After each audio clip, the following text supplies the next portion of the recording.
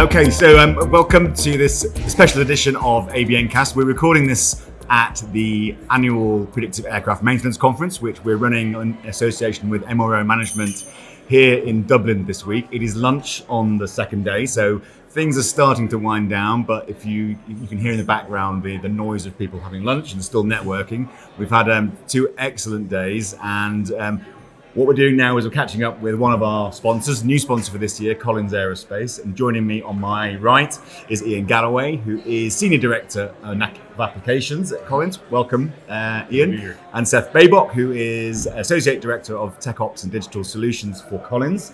Thanks for joining us, and massive thanks for supporting the event this week. Just a quick word on the event. You spoke earlier on yesterday, wasn't it? Right. We've had a lot of content, very in depth, some good panels. What's your key takeaways, Seth? Yeah, key takeaways. I think just the collaboration of industry experts in this very niche space has been awesome. It's so good to sit and listen to how others are tackling a very challenging topic in our space. But it's also really neat to just talk in the hallways and understand kind of, the nitty gritty of what people are doing. Yeah. Super excited on where this space is headed and just the solutions that we can drive for airlines. You called it a niche space, but in some ways, I get the feeling that there's a community of people here who are really into this, and they're real advocates, and they're going to go back from hopefully the next 2 days into their offices, into their businesses, and really be excited about what can happen here. So it may be niche now, but maybe it deserves not to be so quite so niche. Is that your view? I'd say so. So it was funny, like even walking in here this week, going and talking to people that I worked with 7 years ago at the airline side, and some even like pipe dreams that we had back in those days, and to see kind of where the industry is at has been so cool. So where we've come in the last maybe 5 years, I think even excites me more and more and more for what this is going to be in the next 2, 3, 4, 5 years. Yeah, we'll get into some details about what you guys are doing in this space in a minute. But if you, Ian, just your thoughts on the event. You've been sitting out there on your stand for 2 days talking to goodness knows who, probably a number of airlines, but also other players in this space. It's important that I think that there's a collaboration, not just between you and the airlines, but you and other suppliers and tech providers, developers. So what have you taken away?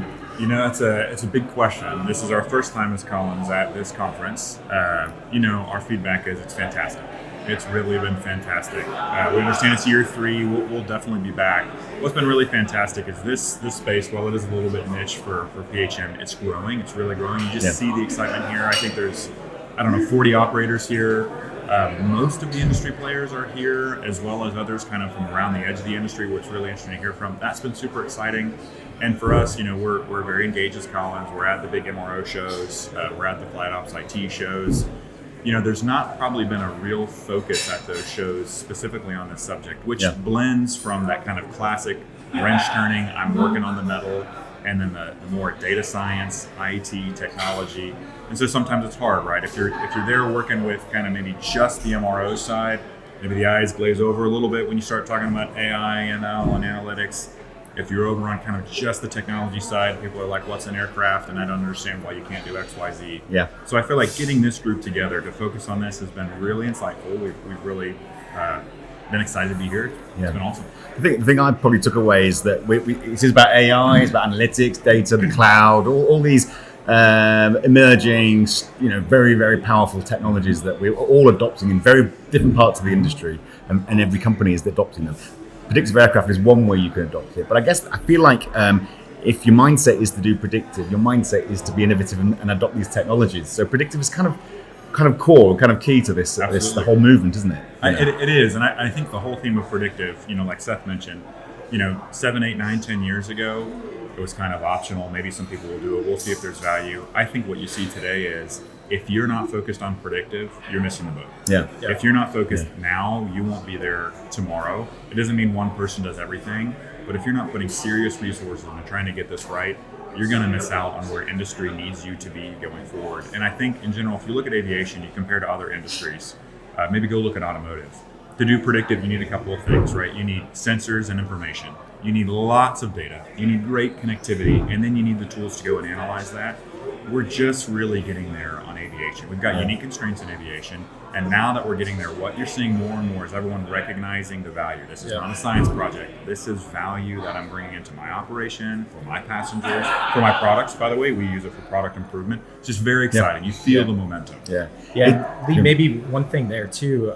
How many airlines did we listen to that had mentioned anecdotally, hey, we had to go up to our CEO, we had to go up to our board, and they were completely on board, waiting for us to come up with a business model, waiting for us to come up with a solution.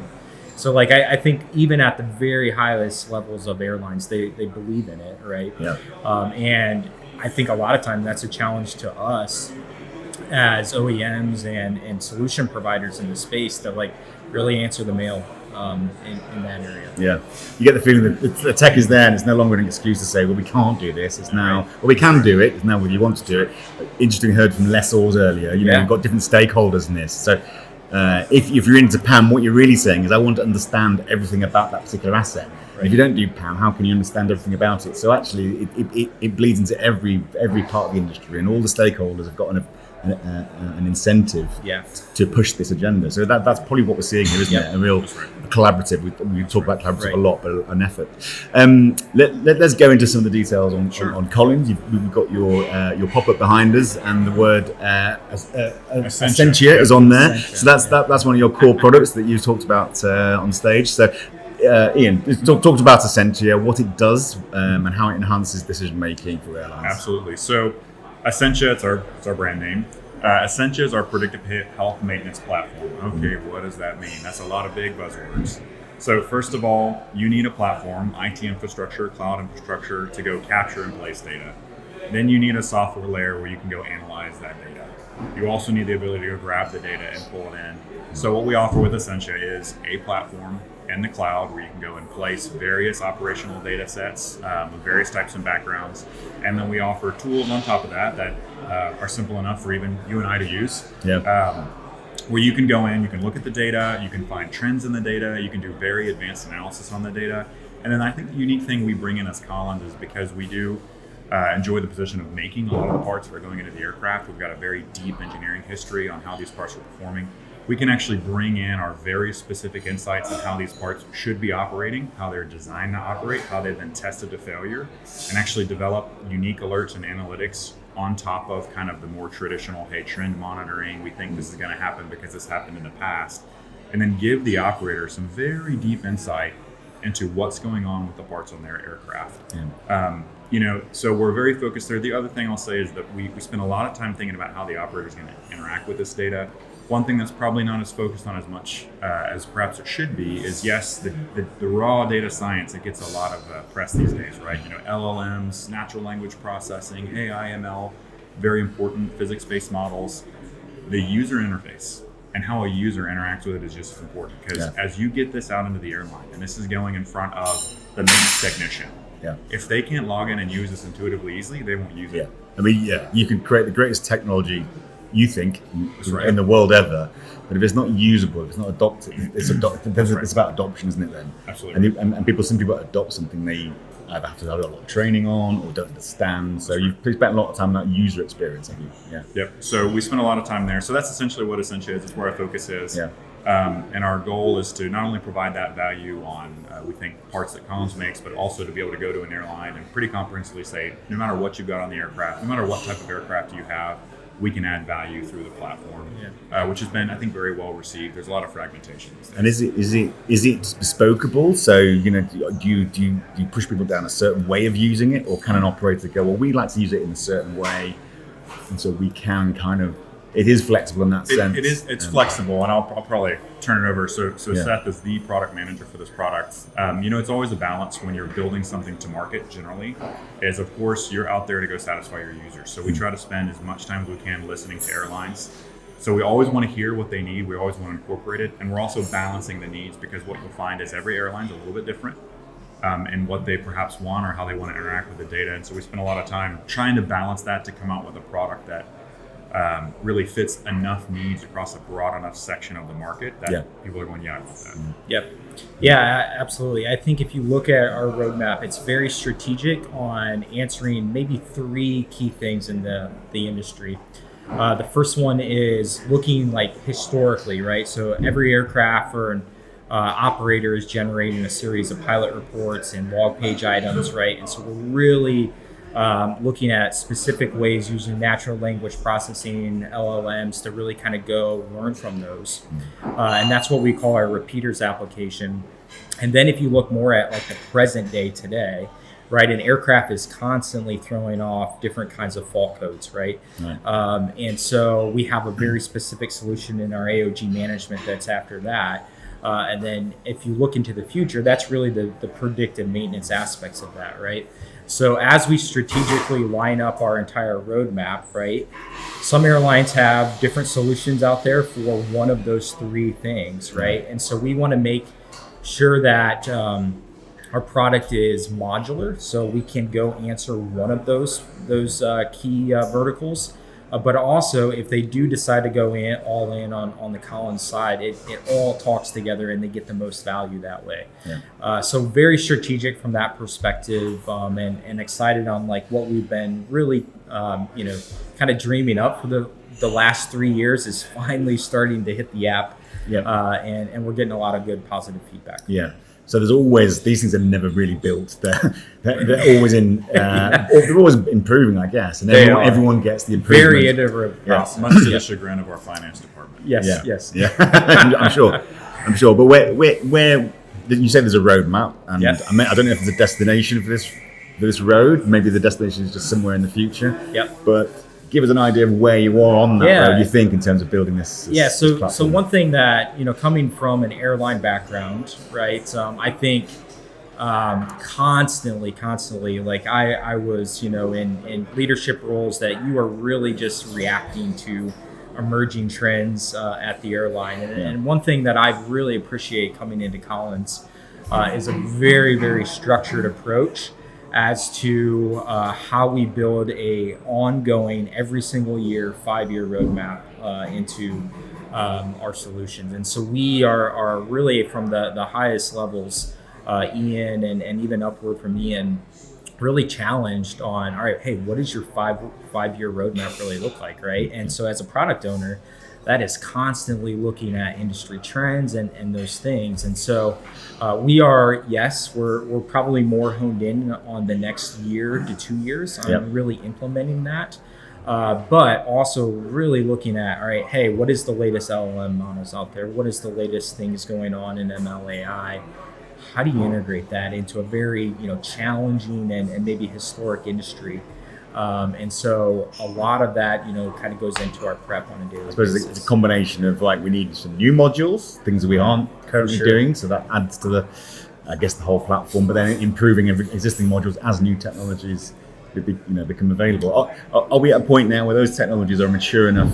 We are now, you mentioned natural language processing. Everyone thinks of it outside of sort of the airline industry or business as ChatGPT, and we're playing around with it. But actually, this is powerful stuff and is having real business use cases. And we saw some examples this week. Yeah, absolutely. I think our approach, and I think we heard that even this week. I think a lot of folks are still working more on name entity recognition in natural language processing models, just because the control on those, it's almost like a physics-based model in a lot of the system design stuff that we have, right?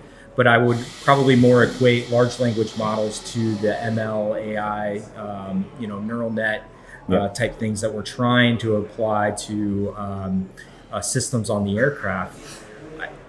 Hallucinations, I think, had a lot of conversation this week. It was mentioned a few times. That's right? natural. And I think, like, in a very, very conservative industry, we have to be fully aware of that, right? And I think in our space, that's why we chose to go down a natural language processing module first, right? We are, just like everyone else, heavily investigating large language models, and we fully agree that they have their place, right? But in a very safety-driven, conservative industry, we have got to nail it, right? And if we put a product out, we have got to make sure we do our due diligence on the training side and make sure that the safety aspects of this are never degraded. There was discussion this week about the impact on people and But at the end of the day, there aren't enough people. So if this technology can be used to enhance what you've got, do more with less, I think it's operational efficiency, but it's maybe obviously ensuring safety at the same time. So what's the balance there? You're going to hear from pilots what they think, ground crew, etc. There's a lot of stakeholders. Sometimes we step back and think, hey, if this was purely a technology problem, why wouldn't other people be solving it outside of the aerospace industry, right? There are, let's be frank, we're not tech companies. We deal with a lot of technology. We're engineering companies. We're not Google. We're not Amazon. I'll go so far as to say nobody at this conference is. Yeah. So why aren't they solving these problems? Because ultimately, like Seth talked about, the problems are very unique to aviation. We have a lot of regulation, rightfully so. Yeah. We have a lot of unique constraints. You think about this, we're working on something traveling at 500 miles an hour, at 5 miles up in the sky. There's no margin for error. You're dealing with technical manuals that can't be interpreted good enough. They have to be exact. You're dealing with the safety of the passenger. You're dealing with the trust of the public. In those constraints, what's super important is not just the technology, but the domain expertise to take that technology and then solve the problems for those types of personas that you just talked about. So, a very real challenge is, hey, the pilots want to make sure in general that the data being used, isn't used in certain ways to monitor the pilots. Fully understood, fully appreciated. How do we build into the system the trust and assurance that data can perhaps be anonymized or handled in such a way that everyone feels trust? Yeah. The other thing I'll say is that I think looking as we look out forward, kind of reflecting on your question of, hey, where is this all going? As Collins, we work on our connected aviation solution side of the business. So this Essentia strategy is a huge part of what we do. We also do a lot of things with airports and with airline flight ops and actually with ANSPs. And we can see just over the horizon what's coming. It's to solve the problems that haven't yet been solved today. It's going to require more and more collaboration between those stakeholder sets. Right. And that gets hard. So, okay, I've got this predictive maintenance tool. Can I also now understand it with how I'm managing where my fleet's going to be? So that as I kind of go and connect within my flight ops department, if I know my aircraft is going to be over there, I can go adjust my fleet scheduling to make sure it's there for repair.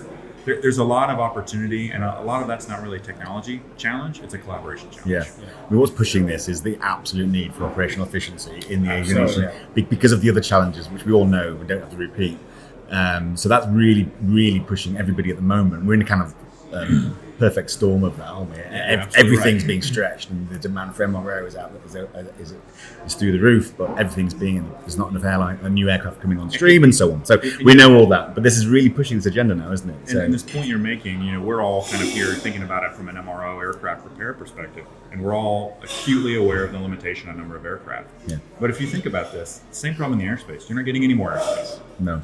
The airspace you have is the airspace you have. And the airports are only limited in size. By the way, exactly right. In most places, think of Europe, think of the Northeast quarter in the US, you're not getting more space to build more airports. In fact, there's more pressure to actually reduce the noise footprint of airports. Yeah. So the efficient use of an asset, whether it's an aircraft, an airspace, an airline, whatever, is going to have more and more and more of a play on the problems ultimately we have to solve. Then you've got sustainability as well, and that's pretty pressure. Absolutely.